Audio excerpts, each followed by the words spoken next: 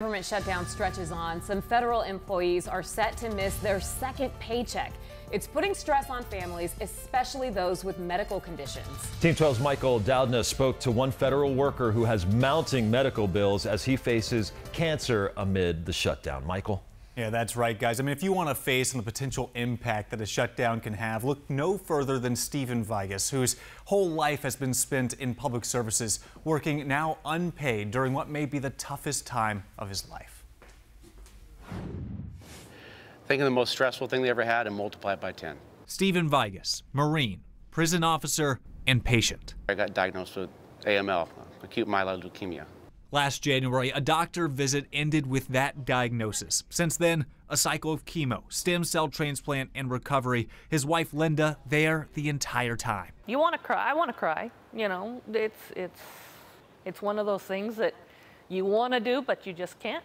You hold it in. Stephen not cured, but better. Finally returning to work in the federal prison in Safford, but now no paycheck. I went from being out for almost a year to going into work and not getting paid. See, federal prison officers are some of the 800,000 workers going unpaid during the shutdown. And Stephen, well, he faces steep medical bills, sometimes $300 for just some medicine. And you start saying, okay, food or a medical bill, and you're like, I got to survive to pay the food and get the food, so medical bills go first. The Vigus is thankful for their surrounding community, with friends and family coming out to help, but it doesn't take away from the difficulties. You have good days where you're happy and other days where you see something that affects you and you just want to break down and cry and yell at the world. The family now just trying to hold on, hoping politicians in Washington realize they are dealing with real lives here. It's life or death to us because, you know, if he can't get his treatments, he could die. And I personally just can't wait for it to end. So, like I said, the military taught me to deal with a lot of stress, and if I wasn't in the military, the stress right now would be driving me over the edge, I think.